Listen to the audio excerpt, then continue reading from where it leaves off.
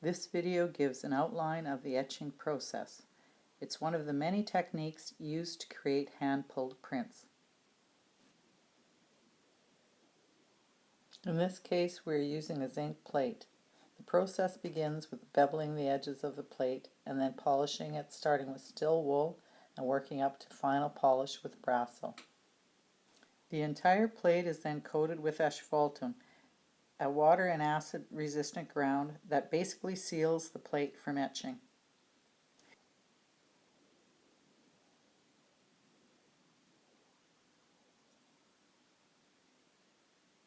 Here shows my original drawing being traced and transferred onto the plate. Because you're printing directly from the plate, the image must be flipped so it will print as intended. By using tracing paper to make a copy of the image, it can be turned over and traced through to the plate. By rubbing Conte on a sheet of paper to create homemade carbon paper as shown here, it can be used to transfer the image easily onto the plate. Once the entire image has been transferred, you're ready to go to the next step.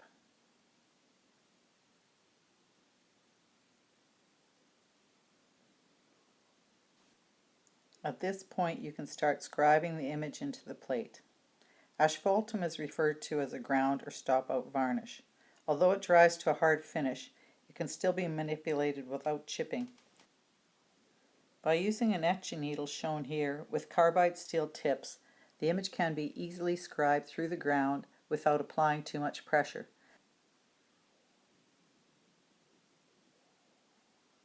The beauty of using something like asphaltum is if an error is made while scribing the image onto the plate, it is easily corrected by painting asphaltum over top the error.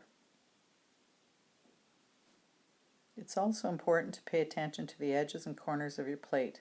While working on it, the asphaltum can get rubbed off, so once you are finished scribing the plate, it's best to take the time to touch up any corners and edges. Here the plate has been put into the acid bath made up of 12 parts water to 1 part nitric acid. The acid will form bubbles on any exposed areas of the zinc plate, so here you see me knocking the bubbles off with a fine brush. This allows the plate to etch more evenly.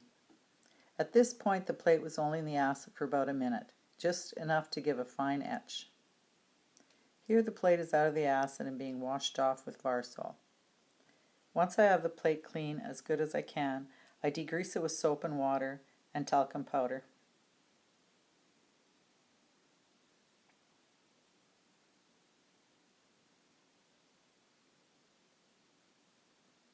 Here shows the fine lines left by the etch.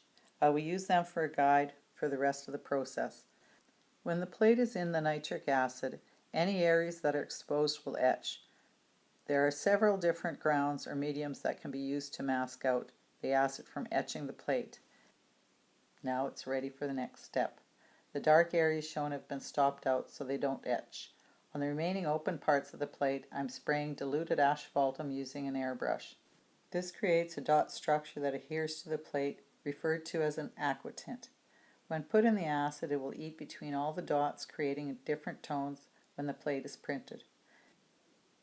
With the acid mixed 12:1, the plate would be left in 5 to 10 minutes, depending on how deep you wanted the etch to be. You can see here I've added stop out to more areas of the plate, etching the plate once again. I will repeat this process several times, redrawing on the plate as I go. This will create different tones as deeper etched areas will hold more ink. Note that I'm working in reverse. All the dark areas on the plate will print white and all the open areas will print black or have darker tones. Basically, I'm working in the negative. I'm again stopping out more areas on the plate that I don't want to etch any further. The longer the plate etches, the darker the aquatint will be when it is printed.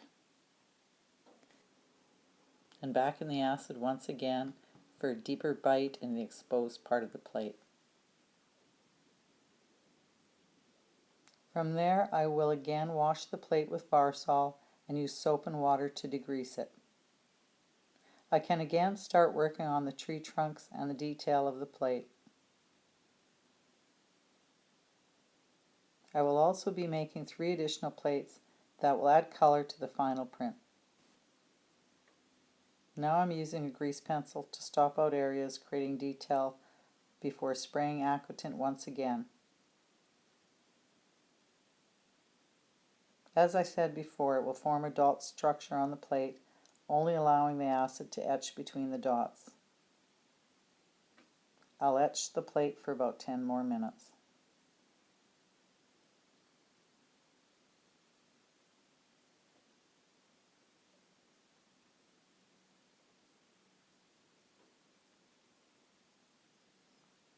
After cleaning the plate again with Varsol and washing it with soap and water, it is ready to print the first proof.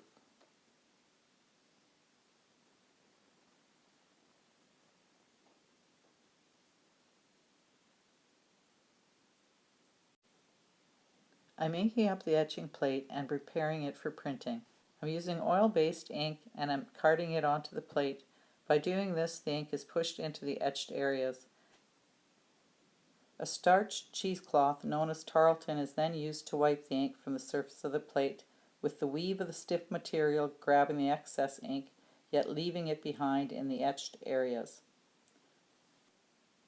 The plate is wiped in sequence, starting with the previously used tarlatan. The black one I use here to the clean tarlatan, the white one. For the final wipe of the plate, I use phone book pages. They work well to remove the ink residue on the surface of the plate. These are the areas that I don't want to print and appear white on the final. It is also important the edges of the plate are cleaned, and then the plate is ready to go to press. And finally, to pull the first proof and transfer the image to 3 additional plates. 100% rag paper is used, and here I'm using proof paper. The paper is soaked in water and the excess has been blotted off. This allows the ink to better adhere to the paper and the paper to be pliable enough to go into the grooves of the etching without damaging or tearing. I've covered the press bed with clear mylar to which I mark the corners of the plate. All the additional color plates will register to the same corner marks. Once I have run the first ink plate through the press, I keep one end of the paper securely tucked under the press roller and replace the ink plate with a clean one. This allows me to work from the image transferred to create color plates. I have repeated this 3 times, preparing 3 additional plates to add color to the print. My next step is etching those plates and the first proof. Now that the image has been transferred, we are able to work on the additional plates. The 2 shown here will add green and light brown. As explained previously, the exposed areas on the plate etch when put in the acid bath, and the dark brown stopped out areas remain white when printed. More detail was added to the color plates to give depth to the image. To get this effect, I etched each plate several times.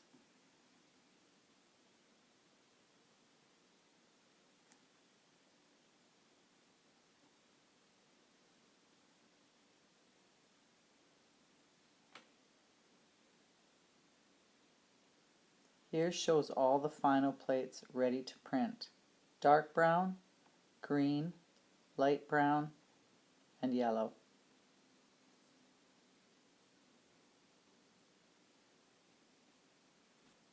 Now I'm inking the 4 plates for printing, again including the dark brown plate, green, light brown, and yellow plates. The same process I used to print the proof is used when preparing each plate to print the final edition. As shown, this includes carting the ink onto the plate, wiping the excess ink off each plate with tarlatan, again picking up the surface ink but leaving the ink in the etched areas behind. As before, the final wipe is done with telephone book pages. I know this sounds odd, but it ensures any traces of surface ink are removed, allowing the non-etched areas to appear blank when printed. Next, the brown plate and then the yellow. I decided to add yellow, but I used a collagraph plate rather than an etching plate.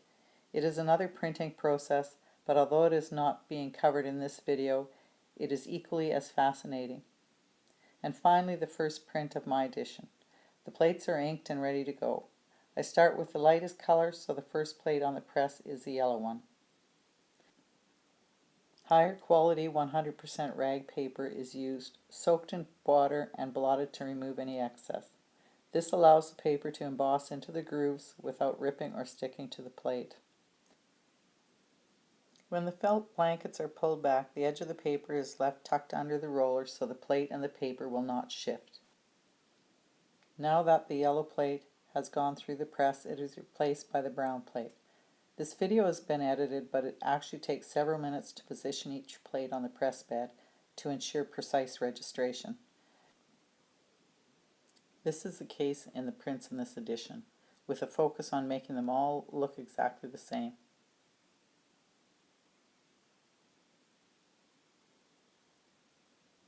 The green plate is next to go on the press.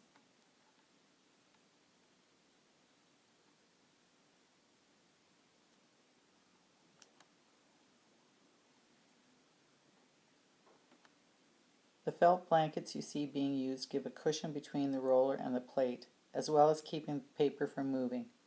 As I mentioned earlier, this video has been edited, but it actually takes approximately 2 hours to ink all the plates and run them through the press for each print of the edition.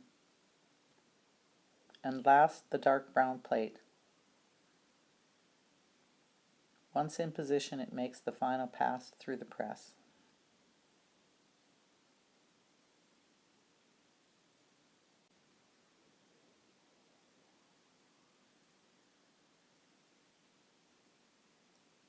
And here's the finished print. For me as a printmaker, it's always exciting to see what exists within the plates and brings the entire image together. In my experience, the look and feel of a print is like no other, and is very satisfying to go through the process to produce. And here are the first 8 prints of my edition.